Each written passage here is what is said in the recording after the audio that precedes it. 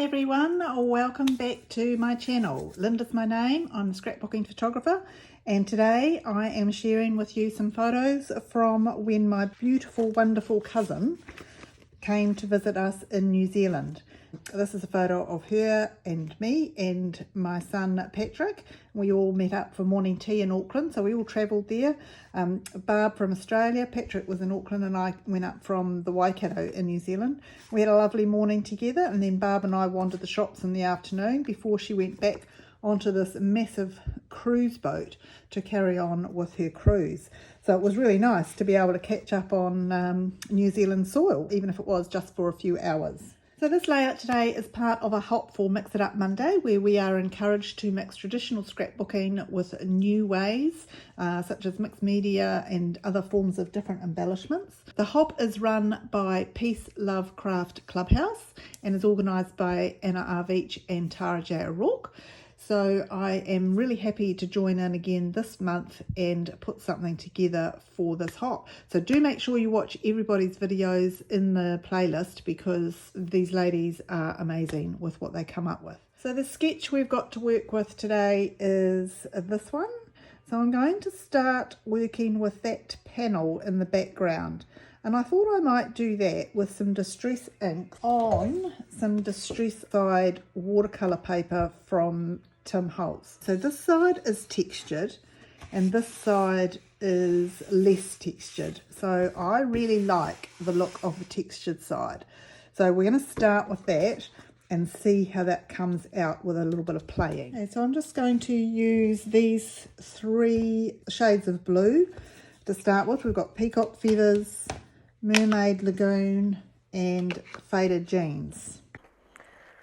So taking each ink individually and just squelching it onto my all-purpose mat, I'll then spray it with water and just combine them on the mat so that I can swish the watercolour paper over the top and get this smushy mess.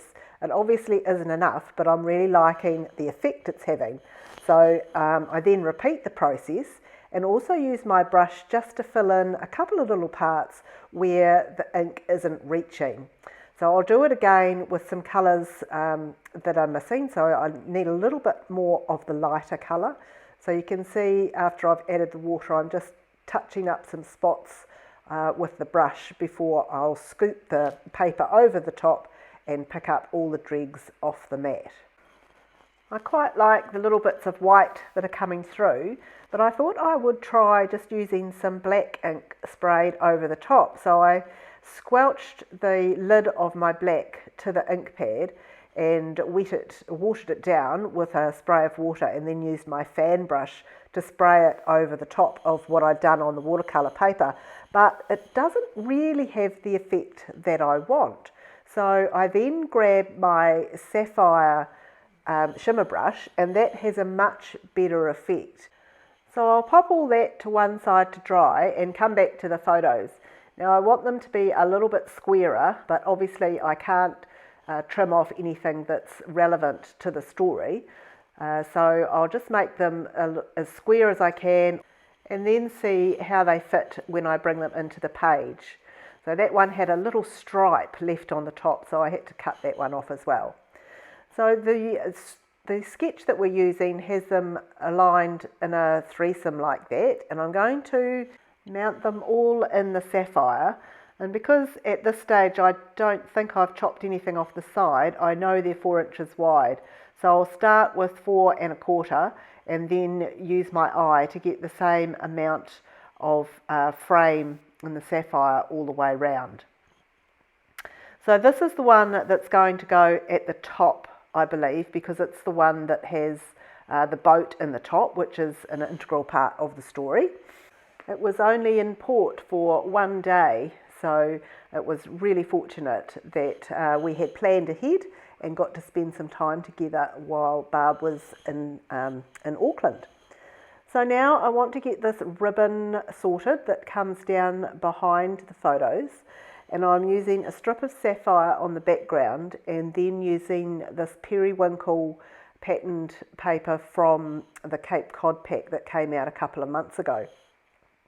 So it's got little anchors on it. I'm not sure if you can see it from there, but I make two pieces, one for the top and one for the bottom. And the one at the bottom needs to have a dovetail cut into it. So I'm just measuring it on the Versamat so that I can cut halfway up the middle and then from each corner. But of course, when I put it in behind the photos, I realise, of course, that I need to move it up slightly so that we get the frame of sapphire around the pointy bits as well. And then, of course, at the top, it needs to be moved down so that the same thing happens up there and it looks like one complete piece of ribbon behind them. And then I see that that photo on the right is still a little too wide, so I do crop it down a little bit. Now, bringing back the piece of distressed watercolour paper, you can see the sapphire dots on it really clearly, but I'm still going to mount it in sapphire as well, and that will help bring out those dots that I put over with the shimmer brush too. So once I've sized it to the size that I want to go on the page, so I've obviously cut off the bits that I liked the least, I'm using a double-sided tape that I just bought at our local Spotlight store. It's incredibly strong tape, but it does lack flexibility. So it will hold anything in place, and this watercolour paper can be a little bit hard to adhere with our normal dot roller. So I have used this double-sided tape, but it does mean that you have to kind of get it right first time because there's no moving it around. So because my blade is still a little bit blunt on my trimmer, and there's another story about that, I go around the outside of everything I've cut with the sapphire ink pad, and then I can start putting everything where I want it on the page. For the title, I'm using Morgan's Hand, which is one of my favourite alphabets in the set that we have, and the title is just going to be Ahoy. Now, because I've got a Y that droops down and an A and an H that goes up, I need to put the letters in the middle of the block so that the top and bottom fit firmly on the block and will stamp correctly. And I'm going to stamp them in periwinkle. And that should blend really well with the lighter blue in the ribbon that goes through the middle, and also the lighter colours in the photos and on the watercolour paper. So I'm sticking everything together kind of from the top down, and then with the bottom one I'm also going to add 2 strips of that incredibly strong tape again. It actually takes me a couple of goes to get it straight when I put it on, and in the end I turn the Versamat over and use the grid lines on that and the T-square and all sorts of things to make sure that it is actually straight. But it is worth mentioning that when you use the T-square, it pays to make sure that the piece of cardstock that you're lining up is actually straight on the grid as well, because if it veers off at the top or the bottom, it just throws everything out. Anyway, I get it there in the end and then find I have to move the ribbon over a little bit more, so it's been a little bit fiddly to get it back level again in the way I want it, and you can see that the cardstock tilted, so then I had to redo it again. Oh. Anyway, I really like the way it's coming together. And then I can put everything back in place and just manoeuvre things around slightly so that they look perfect to me anyway. I hope you're enjoying the way this is coming together too. I've got a few little finishing touches to do, but I'm really liking the effect of those distress oxides behind the photos. So there's a couple of little stickers out of the Cape Cod pack that I'm adding on here too, and then I will just add a few sequins around the place, which I think go really nicely with that nautical type theme. So I hope you take the time to watch everybody else in this hop. I am late to the party this month because I contracted COVID for the first time in between filming and doing the voiceover, so it put me right off schedule. Anyway, I fully recommend that you watch everybody else's videos on this sketch. There will be some interesting and good inspiration to be got from other people, other creators that have done it. And if you like what you see, then subscriptions are free. So feel free to subscribe to the channels. We really appreciate all your likes and comments and your subscriptions as well. It really helps support our industry and help us grow.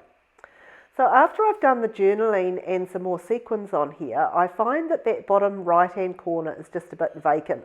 So I find the Cape Cod card making thin cuts, and using 2 different colours of paper, the sapphire and periwinkle, I'm just going to cut out these 3 little creatures and pop them on top of a textured stamp that also comes with the same set.